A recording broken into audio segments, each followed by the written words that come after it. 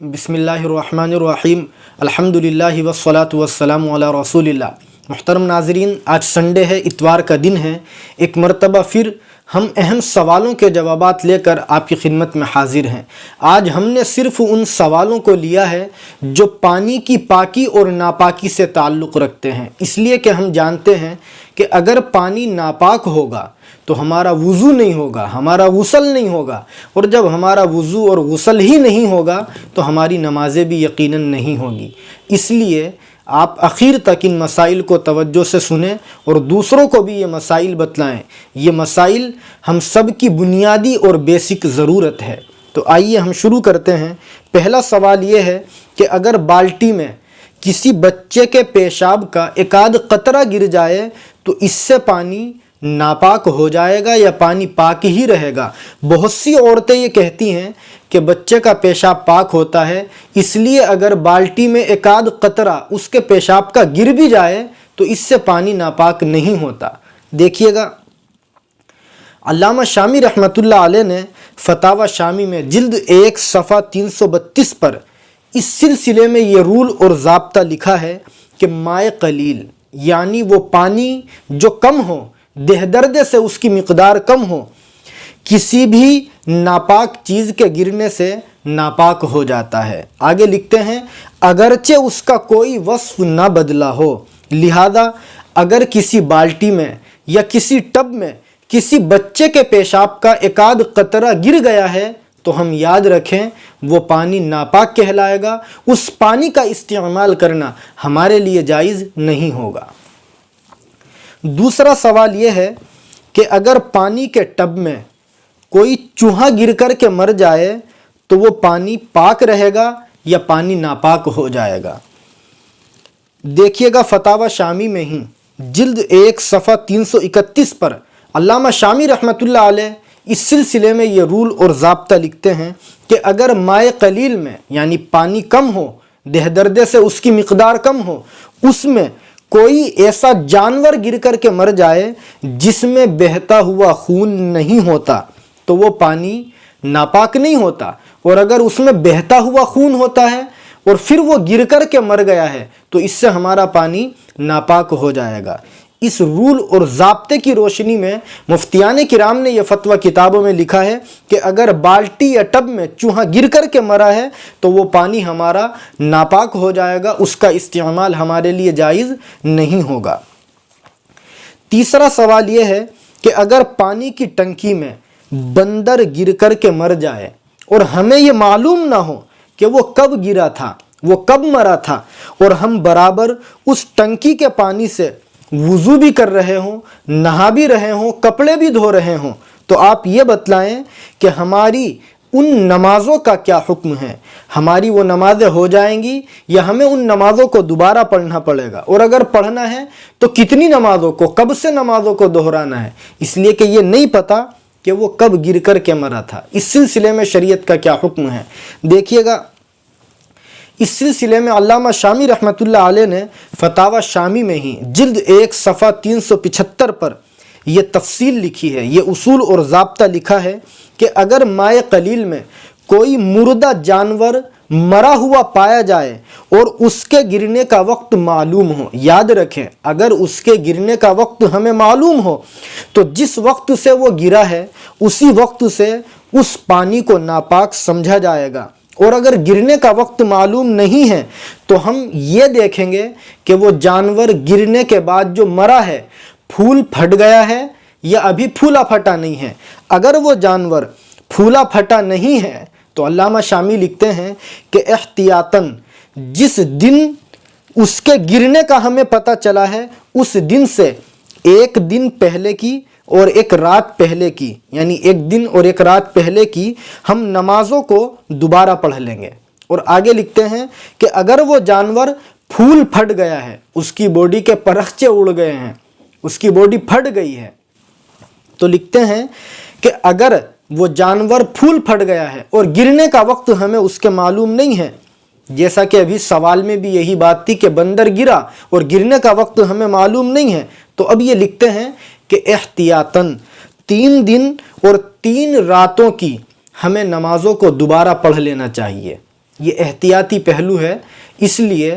اگر کسی پانی کی ٹنکی میں بندر گر کر کے مرا ہے اور گرنے کا وقت ہمیں معلوم نہیں ہے تو ہم ان تفصیلوں کو دیکھ لیں، یعنی یہ دیکھیں کہ وہ گرنے کے بعد جو مرا ہے پھولا پھٹا ہے یا نہیں۔ اگر پھول پھٹ گیا ہے اور گرنے کا وقت ہمیں معلوم ہے ہی نہیں تو اب اس سچویشن میں ہم 3 دن اور 3 راتوں کی نمازوں کو دوبارہ پڑھ لیں گے، انشاءاللہ ہماری یہ نمازیں ادا ہو جائیں گی۔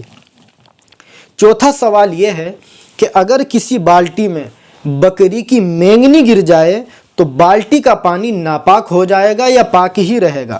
دیکھیے گا اس سلسلے میں بھی فتاوی شامی میں علامہ شامی رحمۃ اللہ علیہ جلد 1 صفحہ 380 پر بڑی صراحت کے ساتھ یہ فتویٰ لکھتے ہیں کہ اگر مائع قلیل میں یعنی پانی کم ہے، 1.5 درجے سے کم ہے اس کی مقدار، اور اس پانی میں مینگنی گر جاتی ہے، آگے علامہ شامی لکھتے ہیں کہ وہ مینگنی تر ہو یا خشک، ہر صورت میں وہ پانی ناپاک کہلائے گا۔ لہذا اگر کسی بالٹی میں یا کسی ٹب میں بکری کی مینگنی گر گئی ہے تو وہ مینگنی تر ہو یا خشک وہ پانی ہمارا ناپاک کہلائے گا، اس کا استعمال ہمارے لیے جائز نہیں ہوگا۔ 5واں سوال یہ ہے کہ اگر کسی بالٹی میں مچھر یا مکھی گر جائے تو وہ پانی پاک رہے گا یا ناپاک ہو جائے گا؟ دیکھیے گا اس سلسلے میں بھی علامہ شامی رحمۃ اللہ علیہ نے جلد 1 صفحہ 329 پر فتاوی شامی میں یہ رول اور ضابطہ لکھا ہے کہ اگر پانی میں کوئی ایسا جانور گر کر کے مر جاتا ہے جس میں بہتا ہوا خون نہیں ہوتا، آگے انہوں نے مثال بھی انہی چیزوں کی دی ہے، جیسے مچھر، پسو یا مکھی یا بچھو وغیرہ، تو لکھتے ہیں کہ ان جانوروں میں چونکہ بہتا ہوا خون نہیں ہوتا اس لیے ان کے گرنے سے پانی ناپاک نہیں ہوگا، لہذا جس بالٹی میں مچھر یا مکھی وغیرہ گر کر کے مرے ہیں تو اس پانی کو ناپاک نہیں کہا جائے گا، اس کا استعمال ہمارے لیے جائز ہوگا۔ 6واں سوال یہ ہے کہ اگر بالٹی میں چھپکلی گر کر کے مر جائے تو اس پانی کا کیا حکم ہے، وہ پاک رہے گا یا ناپاک ہو جائے گا؟ دیکھیے گا فقہ کی مشہور کتاب المحیط البرہانی میں جلد 1 صفحہ 270 پر اس سلسلے میں یہ رول اور ضابطہ لکھا ہے کہ اگر پانی میں ایسی چھوٹی چھپکلی گر کر کے مری ہے جس میں بہتا ہوا خون نہیں ہوتا تو وہ پانی ناپاک نہیں ہوگا، لہذا جس بالٹی یا ٹب میں چھوٹی چھپکلی گر کر کے مری ہے اور اس میں بہتا ہوا خون نہیں ہے تو وہ پانی ناپاک نہیں کہلائے گا، ہم اس کو استعمال کر سکتے ہیں۔ لیکن فتاوی کی کتابوں میں اس سلسلے میں بڑی شاندار یہ وضاحت لکھی ہے کہ اگر چھپکلی کے پارٹس یعنی اس کی باڈی کے اجزاء اس پانی میں گھل گئے ہیں، مل گئے ہیں، تو اب اس پانی کا استعمال ہمیں نہیں کرنا چاہیے، اس کا استعمال ہمارے لیے مکروہ تحریمی کہلائے گا، اگرچہ پانی ناپاک نہیں ہوگا لیکن اس کا استعمال ہمارے لیے مکروہ تحریمی کہلائے گا۔ اور پھر اس قسم کے پانی سے اگر ہم اس کو استعمال کریں گے تو بیماری وغیرہ کے پیدا ہونے کا بھی اندیشہ ہے، اس لیے اس سے بچنا ہی ہمیں چاہیے۔ 7واں سوال یہ ہے کہ اگر بندر پانی کی ٹنکی میں نہاتا ہے، ڈبکی لگاتا ہے، آج کل تو یہ بہت ہوتا ہے، تو اس ٹنکی کا پانی ناپاک ہو جائے گا یا پاک ہی رہے گا؟ اس سلسلے میں شریعت کا کیا حکم ہے؟ دیکھیے گا تحتاوی میں صفحہ 18 پر باضابطہ وضاحت کے ساتھ یہ مسئلہ لکھا ہے کہ اگر بندر پانی میں اتنی ڈبکی لگاتا ہے یعنی مستی لے لے کر کے خوب ڈبکیاں لگاتا ہے کہ اس کا لعاب یعنی اس کا تھوک پانی میں مل جاتا ہے، اور اس کے تھوک کے پانی میں مل جانے کا ہمیں یقین کامل ہے کہ ہاں اس نے اتنی ڈبکیاں لگائی ہیں کہ اس کا لعاب، اس کا تھوک پانی میں مل گیا ہے، تو اب ظاہر سی بات ہے وہ پانی ناپاک ہو جائے گا، اس کا استعمال ہمارے لیے جائز نہیں ہوگا۔ اور اس کی وجہ فقہا نے یہ لکھی ہے کہ بندر کا شمار درندوں میں سے ہے اور درندوں کا جھوٹا ہمارے لیے جائز نہیں ہے، ناپاک ہے۔ تو خلاصہ یہ ہوا کہ اگر بندر پانی کی ٹنکی میں ڈبکی لگاتا ہے تو ہم یہ دیکھیں کہ اس کے ڈبکیاں لگانے سے اس کا لعاب، اس کا تھوک پانی میں ملا ہے یا نہیں، اگر مل گیا ہے تو وہ پانی ناپاک ہو جائے گا، اس کا استعمال جائز نہیں ہوگا۔ 8واں سوال یہ ہے کہ اگر کوئی ناپاک انسان किसी बाल्टी में अपना हाथ डाल दे तो वो पानी नापाक हो जाएगा या पाक ही रहेगा। देखिएगा फतावा काजी खान में जिल्द 1 सफ़ा 15 पर सराहतन ये मसला लिखा है कि अगर कोई नापाक इंसान किसी पानी में अपने हाथ को डाल देता है और उसके हाथ पर ज़ाहिरी नजासत और गंदगी लगी हुई नहीं है तो उसके बाल्टी में या पानी में हाथ डालने से वो पानी हमारा नापाक नहीं होगा। इसलिए कि आदमी बज़ाहिर पाक नहीं है वो, लेकिन उसकी उंगली पर चूँकि गंदगी और नजासत नहीं है, इसलिए अगर उसने हाथ डाला है तो इससे पानी नापाक नहीं होगा। नवा सवाल ये है कि जो मेंढक खुश्की में रहते हैं, अगर वो किसी बाल्टी में या टब में गिर जाए तो इससे पानी नापाक हो जाएगा या पाक ही रहेगा। देखिएगा इस सिलसिले में फ़िक़्ह की मशहूर किताब अल-मुहीतुल बुरहानी में जिल्द 1 सफ़ा 272 पर सराहतन ये बात लिखी है कि अगर खुश्की में रहने वाला मेंढक इतना बड़ा है कि उसमें बहता हुआ खून पाया जाता है तो उसके गिरने से पानी हमारा नापाक हो जाएगा। लेकिन अगर कोई छोटी सी मेंढकी गिरी है, मेंढक का छोटा सा कोई बच्चा गिरा है और उसमें बहता हुआ खून नहीं है तो उसके गिरने से हमारा पानी नापाक नहीं होगा, बल्कि पानी बदस्तूर पाक ही रहेगा।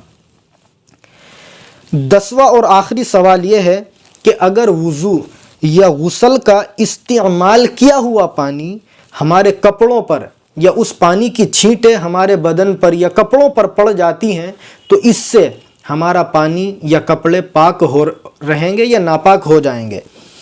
देखिएगा फ़िक़्ह की मशहूर किताब अल-बहरुर राइक़ में जिल्द 1 सफ़ा 169 पर सराहतन ये मसला लिखा है कि अगर वुज़ू या गुस्ल का इस्तेमाल शुदा पानी कपड़ों पर लग जाता है तो इससे हमारे कपड़े नापाक नहीं होते। बहुत सी मर्तबा होता है कि हम बाथरूम में कोई नापाक कपड़ा धो रहे होते हैं और उसकी छींटें पानी में गिर जाती हैं या हमारे कपड़ों पर आ जाती हैं, तो अल-मुहीतुल बुरहानी में सराहतन लिखा है कि इससे पानी नापाक नहीं होगा। लेकिन अगर इस सिचुएशन में हमें लगता हो कि पानी में ज़्यादा छींटे जाएगी तो फिर हमें पानी को अलग करके एहतियात के साथ उस नापाक चीज़ को धोना चाहिए। बहरहाल ये पानी की पाकी और नापाकी से मुताल्लिक़ चंद अहम और ज़रूरी मसाइल थे जो अकाबिर के फतावा की रोशनी में आपके सामने रखे गए हैं। दुआ करें कि अल्लाह ताला हम सब को शरीयत की सही समझ नसीब फ़रमाए और अल्लाह हम सब को दीन की खिदमत के लिए भी कबूल फ़रमाए। वस्सलामु अलैकुम व रहमतुल्लाहि व बरकातुहू।